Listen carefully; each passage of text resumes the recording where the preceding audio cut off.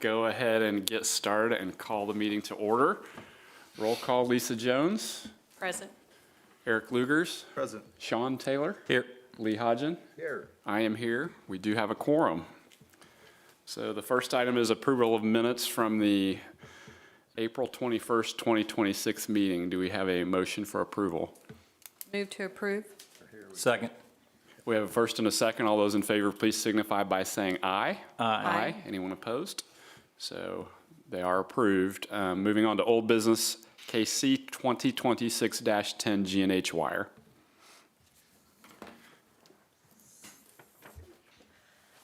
Yes, okay, I was getting this thing up and running. Yes, so this was originally heard at our April meeting, and you requested more information from G&H Wire. As you can see for their projects, they are above in their personal property investment. However, they are below in the number of employees that they anticipated hiring, there it is, as well as their employees retained. So you wanted to kind of hear a little bit more about their plans, kind of what was working with them, anything new, any new information. So we do have a representative from G&H Wire, so if you just come up. There should be two of us, but he's not here. Oh, no, I'm sorry. I asked the new CEO to come. I'm Jim Murray. I'm the HR director. I think you had Angel Hahn here about a month ago. Yes. We're at STRAT plan meetings. Mr. Hunt is our new CEO for about 3 months. He should be coming momentarily. Oh, hi, Ken. I didn't even see you standing there. Sorry. So I don't know if we can put this down the agenda or you want to reschedule this. I think We can, if you want to give him a few minutes. Yeah, if we can give him a few minutes, that Yeah, would be we could great. do I know that. he's on his way. I did hear from him this morning, so Okay. he's en route, so. Okay, thank you. sure.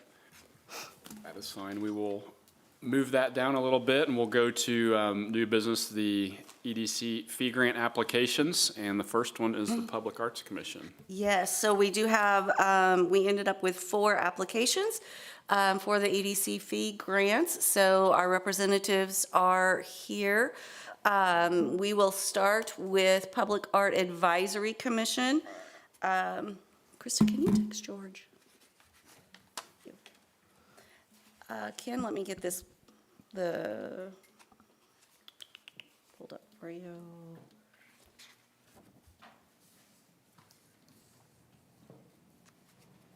There we go. I think that's what you'd want to have up. All right, I'm Ken Koski, President of the Franklin Public Arts Advisory Commission, and I will talk slowly so Jim's CEO can arrive. Basically, when we worked with partners to complete the Elks side of the alley, the Veterans Alley, it really added light. It made it a place where people gathered, and there were a lot of photos taken and shared.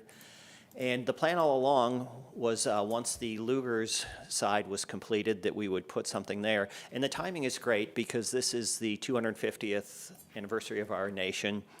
And we want to do the biggest piece yet. It would be, well, there it is. There it is. It's a large American flag, but it also has below that showing the flags throughout the year, including one for the year that Franklin was incorporated, along with the traditional Betsy Ross flags and some of the others. It would be, while the vignettes on the other side are backlit with white, this would be red, white, and blue. So the combination would really make this alley pop. And I think a lot of communities are doing tributes to the 250th, murals that, you know, will last a certain period. But this is almost permanent with it being metal, so it would be an investment. And this contribution, if approved, would be matched by, you know, Dana's working on some grants. My day job is with Festival Country. We're interested in funding this as well. And I just wanted to share one thing. So this is this year's Visit Indiana travel guide. And they featured a 2-page spread of the Coogee Alley. And I think when we get this done, it'll be new, and it would certainly be something that would attract the attention of magazines like this, but also visitors. So I think it would have a great economic impact. So with that, I'll open it up to any questions. Anybody have any questions? The only question I had, it said in the grant request that it was contingent on other funding, of course. And if it's not used for this particular, that you would try maybe something else like a Iozo's mural or something like that. Yeah, I'm about 95% confident that we can get the money for this project. But if not, you've seen the additions to the art district in just the last couple years. I mean, Dana's a rock star at finding money to make all this happen. So I think we can make this happen, but if not, we've got a great project lined up. All right, thank you. Yeah, this one is, just for full disclosure, we did apply for the T-Mobile Hometown grant, and they seem to like it, seem to have a really good promise, but we won't know the results from that until June 26th. So I don't count my chickens before they hatch. So that's why I put contingent, because things change and it may not, but that's why, as Ken said. But if not, then we've got a couple other grants lined up as well that we'll just keep going till we get it. All right, thank you. Next, we have Franklin Heritage.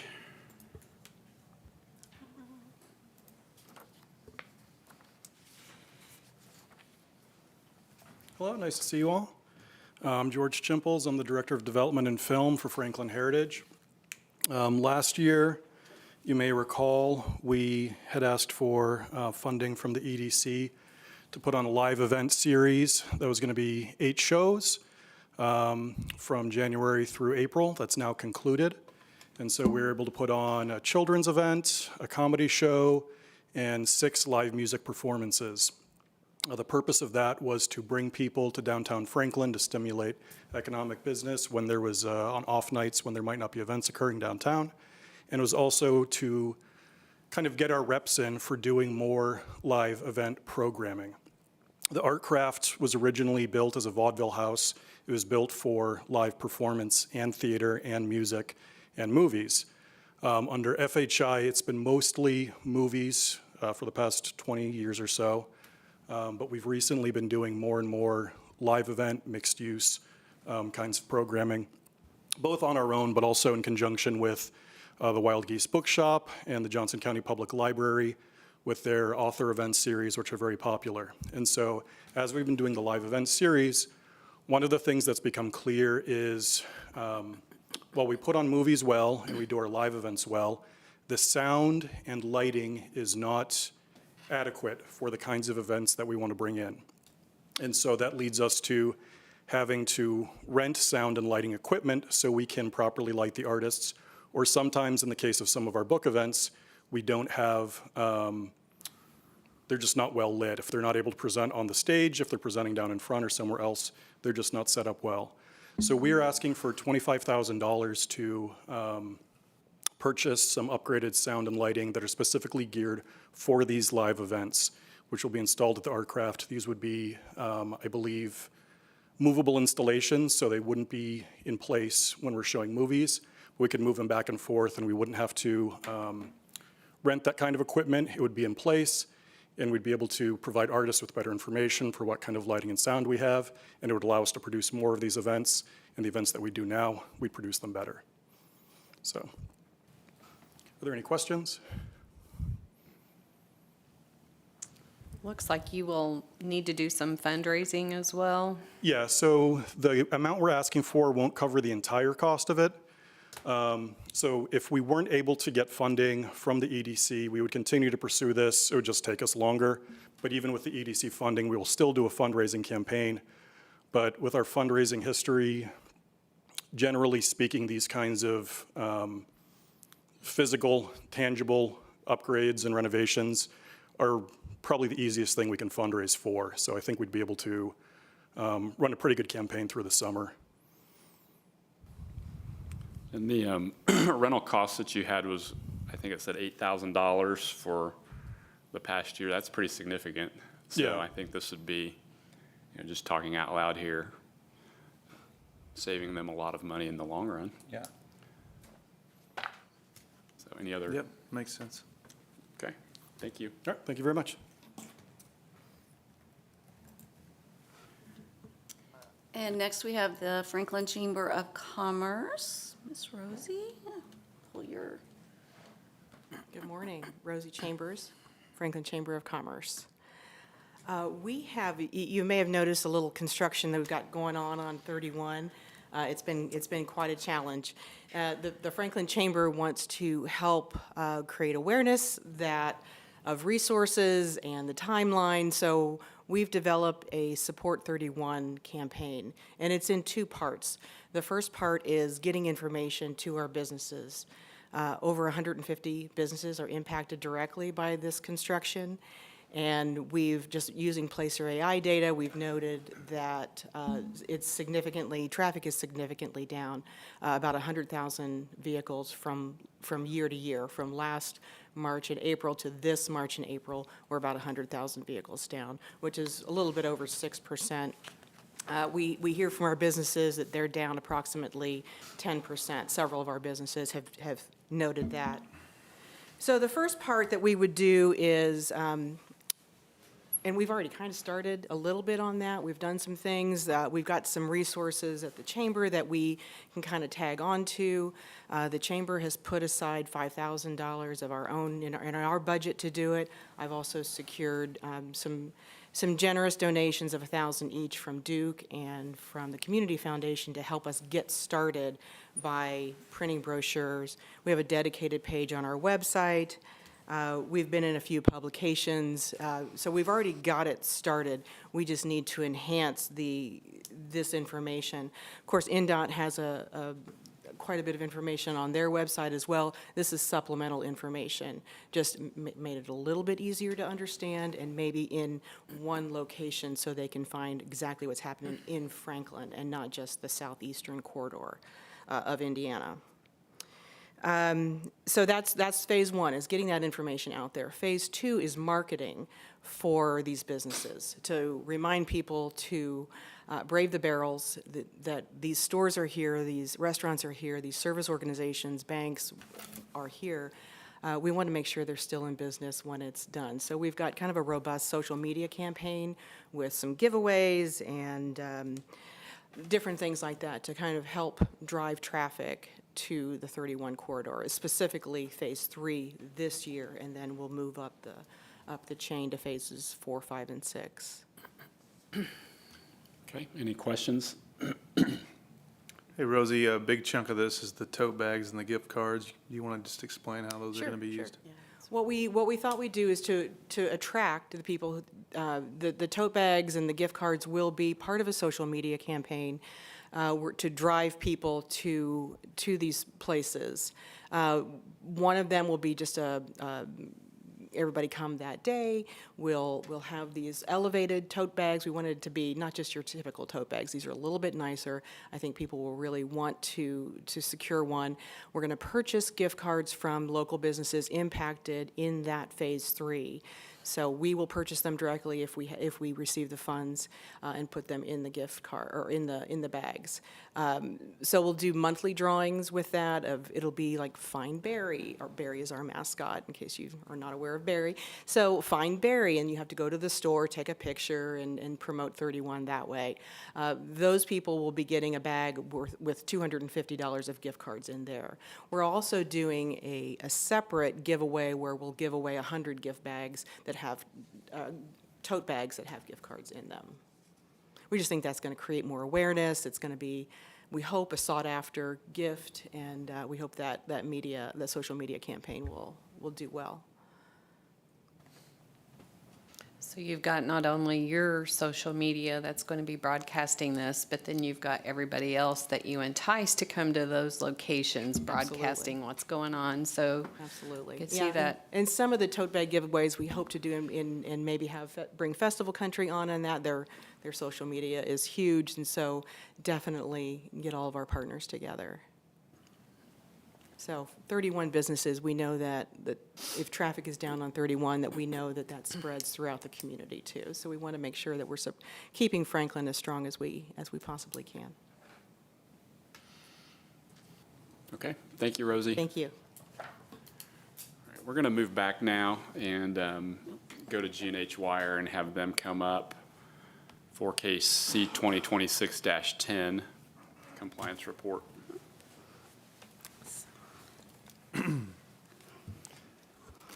As I said before, I'm Jim Murray, the HR Director at G&H Orthodontics. This is Bill Hunt, is our CEO of what now, 3 months, I think, Bill? Is that what I remember? So I'll let him make some opening statements, and then I'll add to it, and then we can take any questions you have. Thank you. First off, thank you for the Economic Development Council's support of G&H Orthodontics. I'd like to introduce myself and then give you an update on the situation at G&H, where we are today, and then our aspirations, where we meant to be and where we are and what our aspirations are. So I'm Bill Hunt. My background for reference is in chemical engineering, with also a degree in finance from Chicago Booth. The company has brought me in to achieve the growth targets that it originally envisioned when we applied for this support from the Economic Development Council, but which goals haven't been totally met. So the company itself, the ownership wants to maintain those goals and achieve them, and at the same time deliver to the community what it expected to do and deliver to our customers what was expected. So there is some good news, and there's some areas for additional work required. So on the good news side, the average wages that we had envisioned were above the average wage that had been expected. We're above the capital investment that was anticipated and expected. Yes, I'm telling them we're getting there. No, I'm sorry about that. That actually is ownership calling, but yes. And they want to know how it's going. I'll update them after the meeting. So the question then becomes, and what we wanted to share with the committee is, have we abandoned these goals? And the answer is no. We are still aspiring to achieve the employment level that was anticipated. The building and investment supports that level of employment. And we're dedicated to offering a good and fair and strong wage that attracts the best people, so we can maintain our leadership position in the orthodontics industry. Specifically, what we've done is hired a new head of sales. This one he's an well-known industry expert, and his goal is to build the top-line sales revenue to meet the objectives that were originally set out. And my goal is, of course, to support that as well. Specific questions or thoughts from the committee? One question that I had is just looking at the difference between salaries in 2024 and 2025. It looked like the total salaries was down about $850,000 or $830,000, but the number of employees was the same. Can you kind of explain how that maybe happened? Sure, I think so. A couple of things are occurring in this transition, if you would. Or would you like to address that from an HR standpoint, Jim? Yeah, I'm trying to see the numbers up there. Which I've got 'em. So the total salaries that we had was $6 million, and I think in 2024, when I looked at last year's, it was closer to $7 million. Right. Or 6.9. I'm sorry, no, I'm looking at the total salaries. It's 5.1 versus roughly 6 Yeah, I mean, last year. from what I'm reading, the salaries have actually increased by almost $1,871,000. Well, I was just saying from 2024, when you guys reported last year, to 2025. And maybe that's just incorrect data, but it looked like last year, the average wage was, it was over $30, and now it's at 27. I don't have an explanation off the top of my Okay. head. I mean, we have gone through some turnover, especially at the leadership area. That could account for some of the discrepancy in the average rate going down. That would be what I would offer the commission at this point in time, but we can get back to you on that. Okay. And do you have obviously it sounds like it's kind of turning the corner a little bit, but do you have a time frame or a goal that you would like to have these employment numbers up by? I mean, obviously, we don't expect you to hire 100 people, in the next 6 months, but. Yeah, so the way I'd like to address that, having been on leading the team for 90 days, so just keeping that point of reference, our long-term goal remains the same.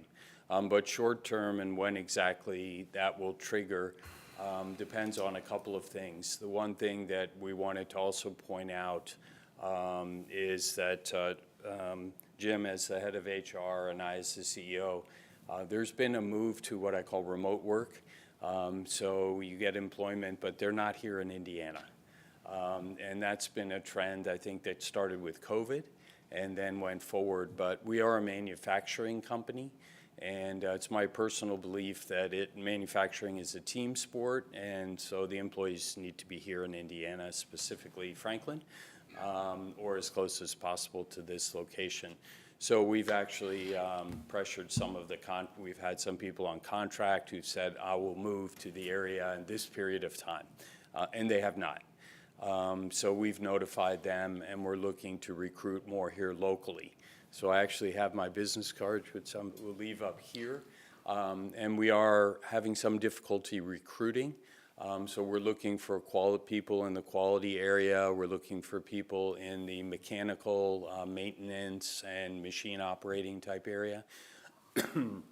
So we're working to recruit and localize and take people off contract, which don't show up in these numbers, and get them as full-time employees locally, living and working in the community. So that's a short-term challenge that we have as we've adjusted our recruiting and we're no longer entertaining remote work, let's say.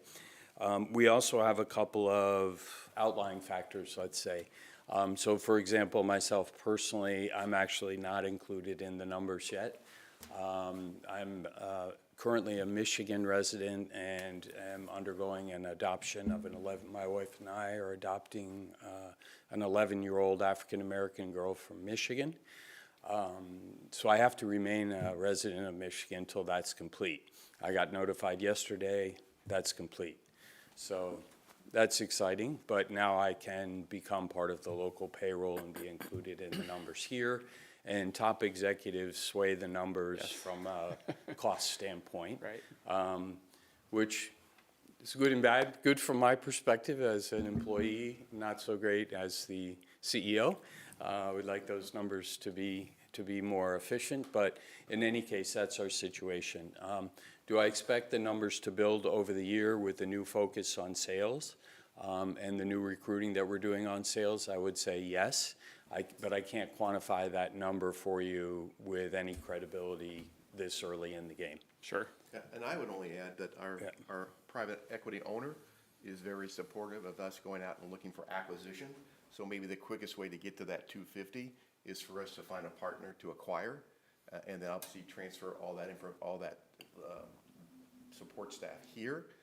That would be a quick way to getting to that 250. So I think that's also on the table, I believe, from the board. Yeah, and as acquisitions are generally confidential and you don't bring them out, I noticed that one target potential opportunity in a company called Orthotech in Mexico was already previously disclosed. So along those lines, I've made the offer, which has been accepted, and I'm looking to acquire that business for GH Orthodontics. And we have moved some jobs, a small number, maybe 5 or 6 from Mexico back to the United States, to Franklin, Indiana, for certain welding. We bought some equipment, and you see the capital there. And those certain welding jobs have moved back to this location. But that could increase when we close that, which is, I anticipate, will be September of this year. Okay. So let's say that I graduate from Franklin High School and I come to your door and say, what's my career path? Do you have one? Can you kind of walk me through that? What maybe a starting wage would be? Can you hire someone directly out of high school? Do they have to have skills already? If you could kind of tell us that. Yes, so the answer to that, and it will be in 2 parts. One is what's the career path, which is really my expertise running manufacturing really for the past 30 years as a CEO. And then I'll turn it over to Jim to tell you the numbers on what the employment opportunity, the wage will be. So yes, we would bring people in. We have a training program and a training manager for the manufacturing floor, and you would come in likely as a line person, where you're working on the production of wires, the production of elastomers, and a number of other products that we manufacture in the facility. And you can move with maybe even 2-3 weeks of training, you can move directly into working on the line. From there, you can decide, okay, I'd like to move into quality, what other areas you'd like to look at.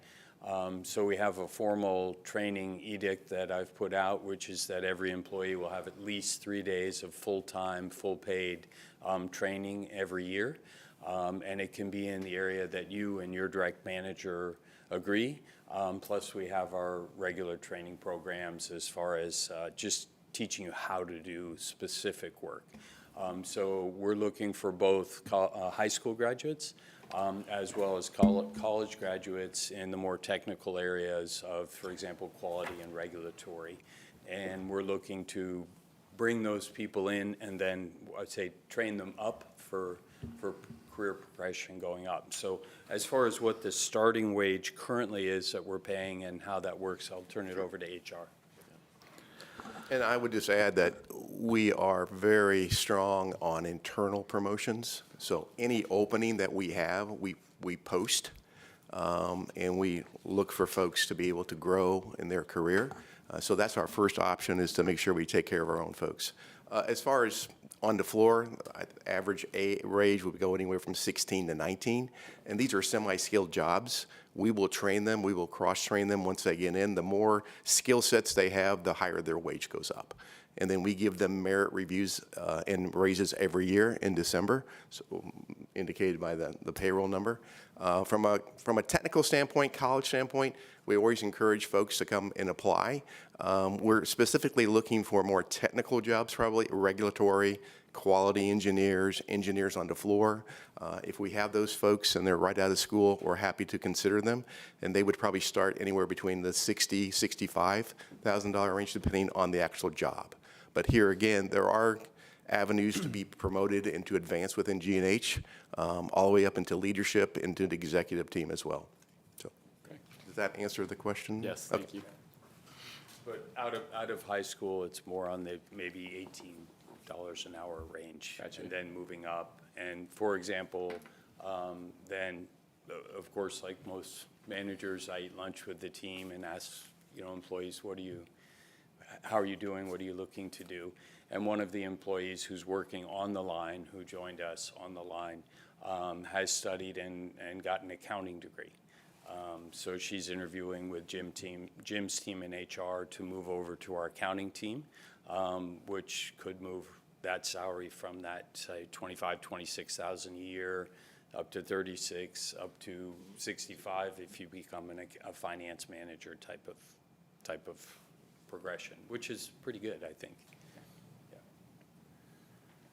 We have any other questions? Yeah, so I believe you guys had your strategic planning meeting last month during the same time. So was there anything that came out of that from, ultimately growth is what we're talking about here. So from the growth perspective and the planning for the company, we hired a sales rep. We're looking at acquisitions. Is the growth trajectory more acquisitional driven?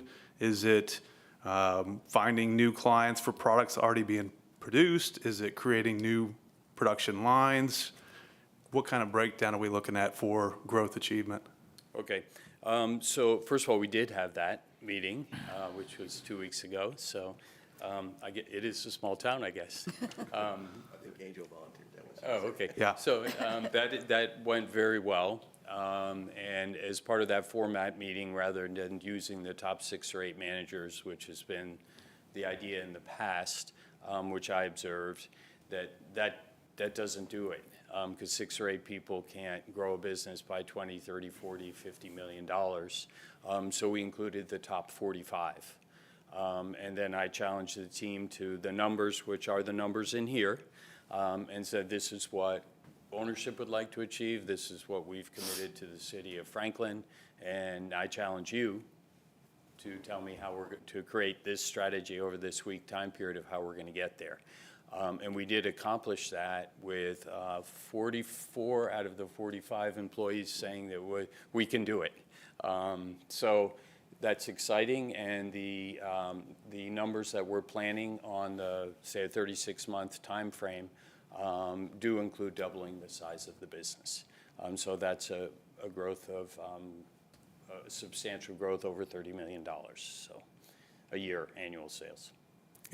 Are you leaning more towards acquisitions or leaning more towards, new sales? I lean more towards new sales. Why? Because as the CEO, I can control that. Yeah. So I can commit that to you, I can commit that to the team, I can challenge the team.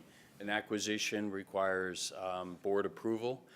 So I have 7 people on that board, and That's where I'm going with it. yeah, they agree or disagree, and so I can't, so if we get a substantial acquisition, that will speed us getting to that number, obviously, because you get a quantum step immediately. But then again, you also maybe get a facility that's located somewhere else.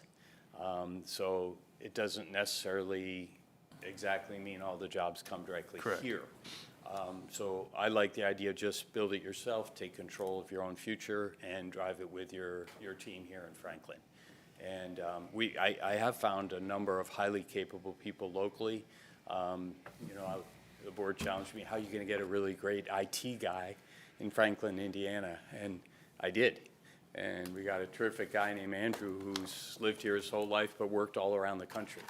And his goal was to live and work in Franklin, and I said, this is fantastic news. So that's going to be our big issue is recruiting locally and finding the people who want to be here and work here and support our growth. So that's it, which I think with Jim's capable team, I think we can do it.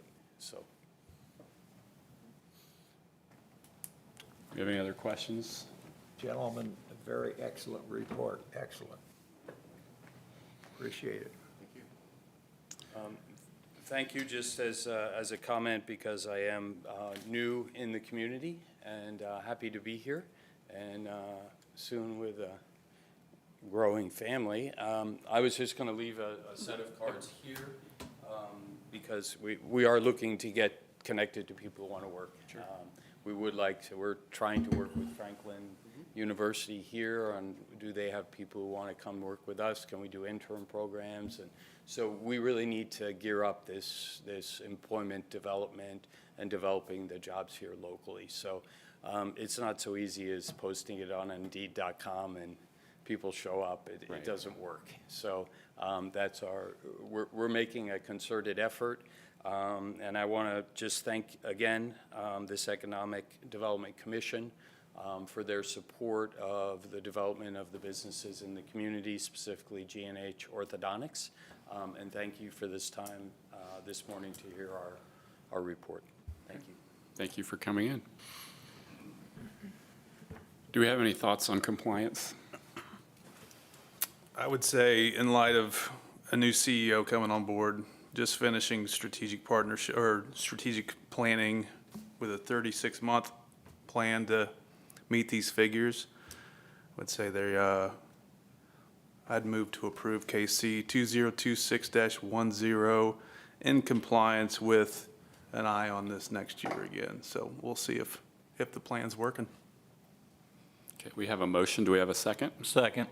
We have a first and a second. All those in favor, please signify by saying aye. Aye. Anyone opposed? So we do find them in compliance, and thank you again for coming in. Gentlemen.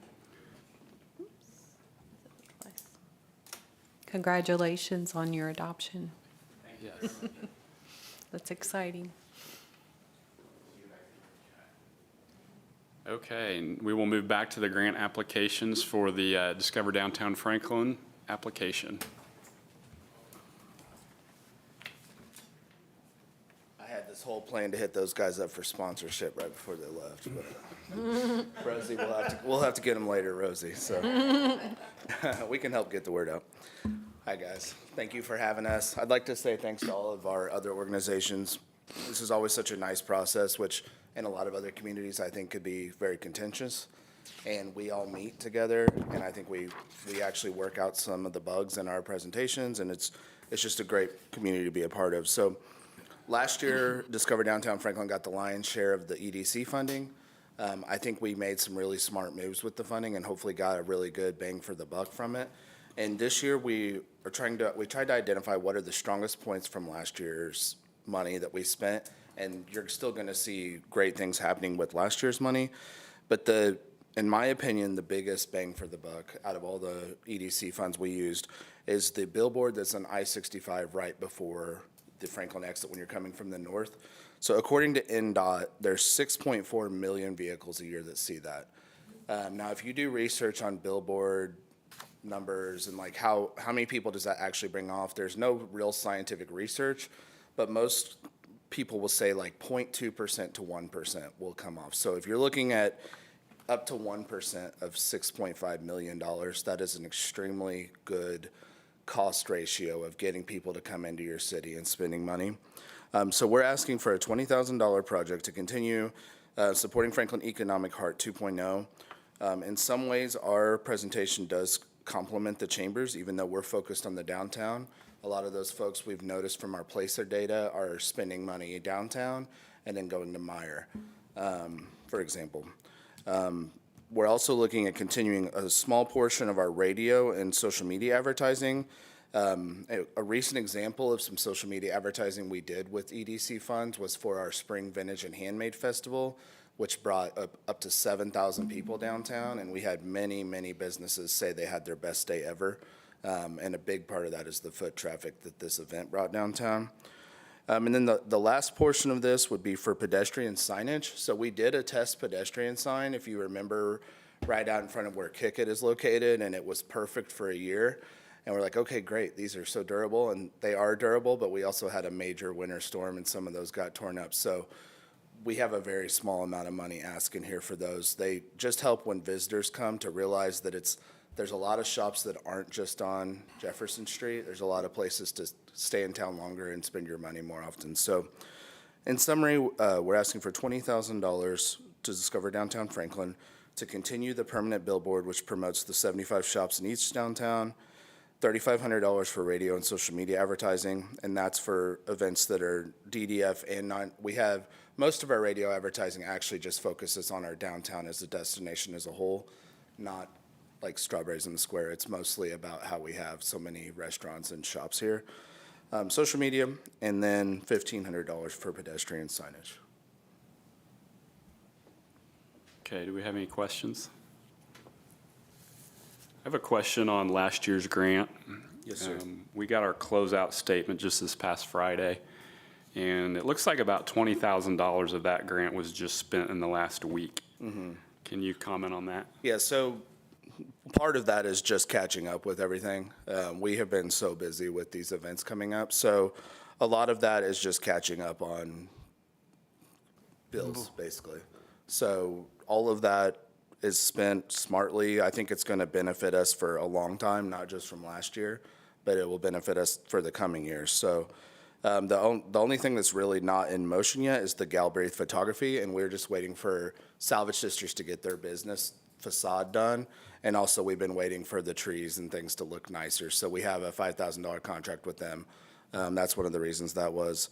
And then we do have like an upcoming, we had a bill for South Magazine where we have already had one, but we have an upcoming one on that. So some of the money from last year is going to be hitting like the actual things you're going to be seeing are happening here in the coming month or two.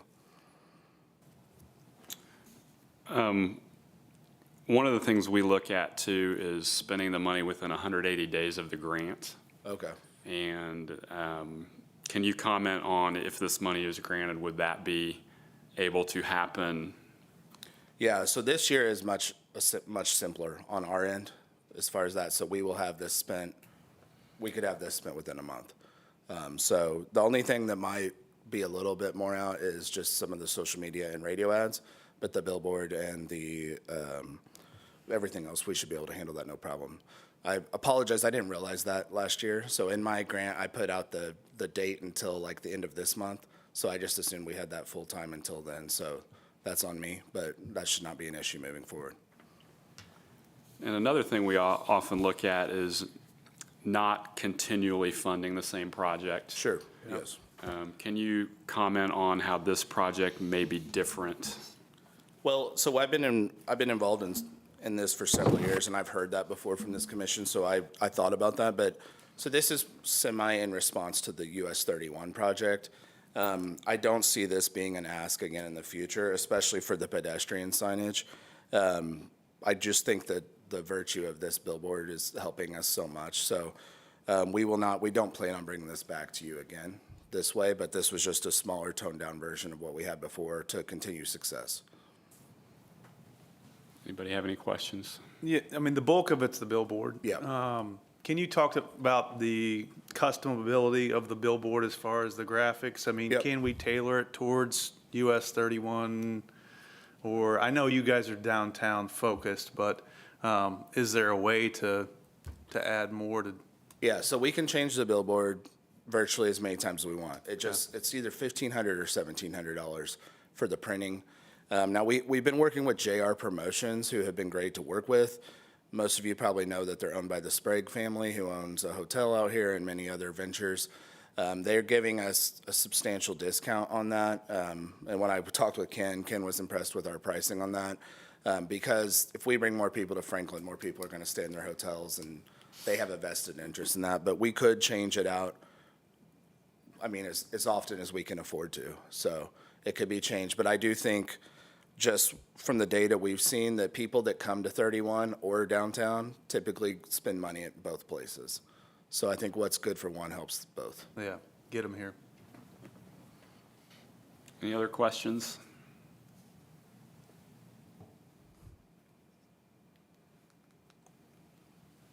Okay, thanks, Danny. Thank you.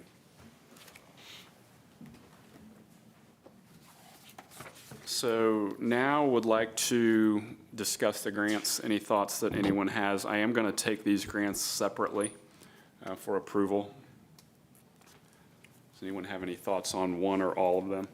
Well, the only thing that, I mean, is obviously missing from this year is the business grants that, this chamber not doing those to the, like, the 4,000 or 5,000, 2,500. We decided rather than help one business do well, we help 150.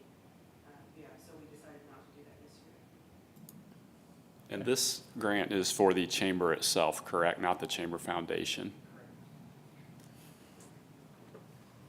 I think it goes in line too with the, changing it up. But we have an immediate need here, and that's to support businesses along 31. And a lot of the businesses along 31 weren't applying for these grants in the past. So if we really want to help them out, this would be a way to do it.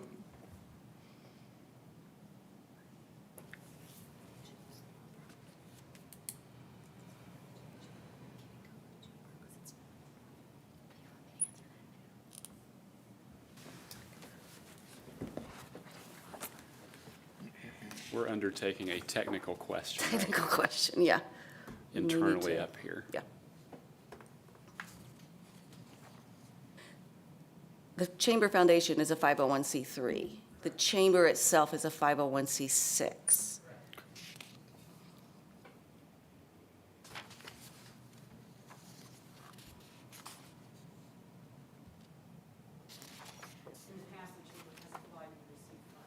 Okay.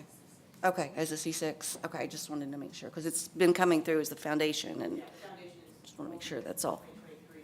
Okay. Okay.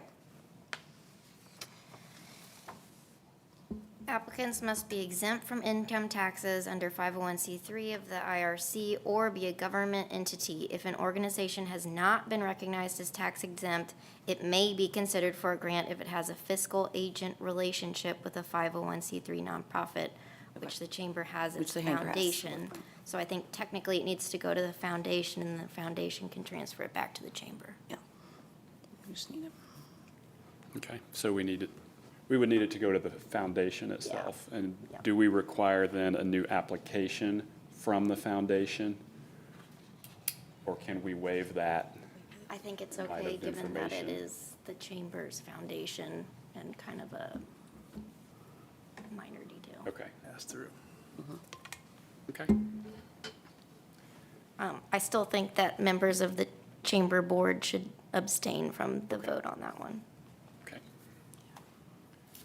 Do we have any other questions, comments on any of the grants? So first one we'll look at is the Public Arts Commission, $25,000 grant. Do we have a motion for that grant? I would move to approve the public arts grant. Second. We have a first and a second. All those in favor, please signify by saying aye. Aye. Anyone opposed? So we do approve that one. With that one is, if for some reason they don't get the money, can we make it so they come back and tell us what they're planning to do with the project versus, hey, we've got some great projects, I'm just going to spend the money? So we'd like to at least know what's going on. Yeah, there's, Yeah, we can add that into the grant agreement. That'd be good. Yep, I can do that. good point, Sean. Thanks. Next, we'll move to the Franklin Heritage Grant for $25,000 for the lighting. Do we have a motion on that? I'd move to approve for $25,000. Second. We have a first and a second. All those in favor, please signify by saying aye. Aye. Anyone opposed?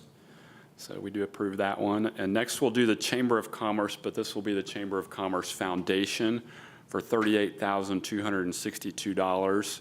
We are going to ask Eric and Lisa to abstain from the vote since they're board members for the chamber. Do we have a motion on the Chamber of Commerce Foundation grant? I move to approve the Chamber of Commerce Foundation grant for $38,262. Second. We have a first and a second. All those in favor, please signify by saying aye. Aye. Aye. So we do approve that 3-0 with 2 abstentions. And next we have the Discover Downtown Foundation, Discover Downtown Franklin, $20,000 grant. Do we have any discussion on that one or a motion? I'll move to approve the Discover Downtown Franklin request for $20,000. Second. We have a first and a second. All those in favor, please signify by saying aye. Aye. Anyone opposed? So we do find that one in approval as well. So I think we've given away all the money. So thank you all for your coming in and proposals and projects that you're doing to make Franklin better. Great and exciting things come out. Yeah. So these will go to the city council for final approval at their next meeting. And then after that, I will be getting with all of you with the grant agreements. Once we get those signed, then I can send it over to the county, and then you will receive a check from the county. Okay. Anybody have anything else? There's going to be a thrilling presentation on Thursday at 11:30 at the Chamber of Commerce luncheon with the EDC, the FDC, and the RDC on a panel, kind of explaining what we all do. I think it's at the Garment Factory. I don't think they're going to have to move it to Lucas Oil Stadium, but if anybody wants to attend that, just sign up for the Chamber luncheon. That's it. Motion to adjourn. Second. Seconded. First and second, all those in favor, please signify by saying aye. Aye. Anyone opposed? We are adjourned. That's awesome. Tell them